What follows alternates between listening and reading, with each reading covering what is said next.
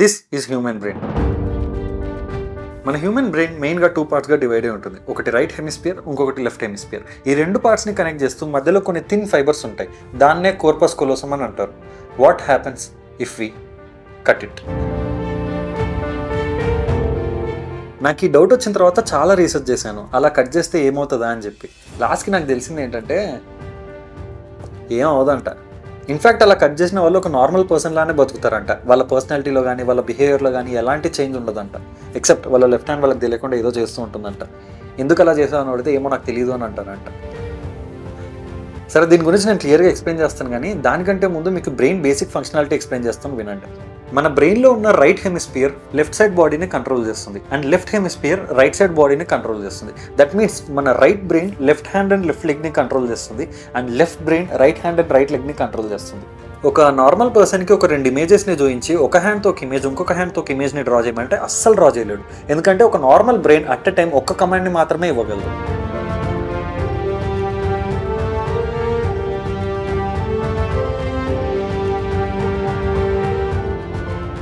అదే ఒక split brain పర్సన్కి అలా డ్రా చేయమని చెప్తే ఈజీగా డ్రా చేస్తాడు. ఎందుకంటే వాడికి 2 బ్రెయిన్స్ 2 డిఫరెంట్ కమాండ్స్ని ఇస్తాయి కాబట్టి.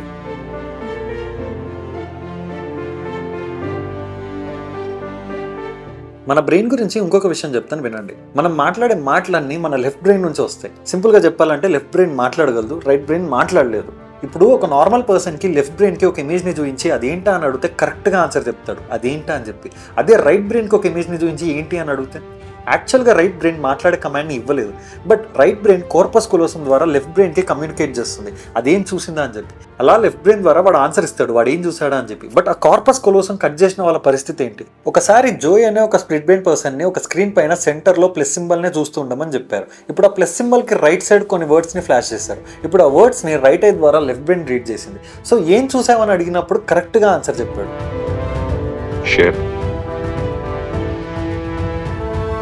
Storm. Piano. Good. ఇప్పుడు అదే ప్లస్ సింబల్ కి లెఫ్ట్ సైడ్ ఫోన్ అనే వర్డ్ ని ఫ్లాష్ చేసి ఏం చూసావని అడిగితే ఏం చూడలేదని చెప్పాడు. అదే లెఫ్ట్ హ్యాండ్ కి ఒక పెన్ను పేపరు ఇచ్చి ఏం చూసావో డ్రా చేయమని అడిగితే he literally Drew the phone.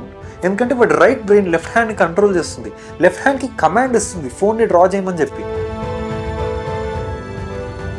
Didn't see that. Okay. So I'm going to ask you. But now watch what happens. To draw that with your left hand.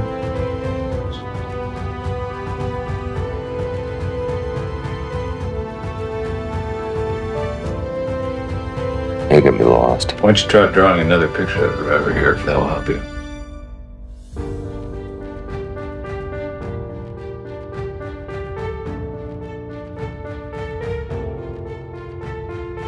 Oh, phone. Oh, okay.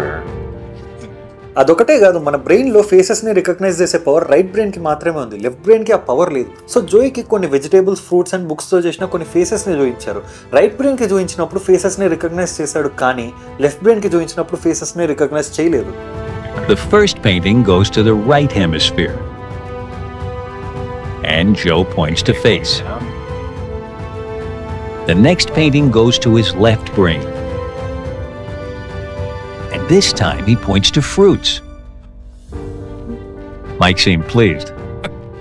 Are you having a moment? This is too good. అంతే, ఇంతకు మించి మనకు వాళ్ళకు ఎలాంటి తేడా లేదు. ఒక normal person లానే బతికేస్తారు. ఇంతే మరి ఈ రోజుకి. ఇంకా ఇలాంటి ఇంట్రెస్టింగ్ టాపిక్స్ గురించి తెలుసుకోవాలనుకుంటే ఇన్స్టాగ్రామ్లో ఫాలో కొట్టి, యూట్యూబ్లో సబ్స్క్రైబ్ కొట్టి, నెక్స్ట్ టైం ఇంకా మంచి టాపిక్స్తో నేను ముందుకు వస్తా. See you until then.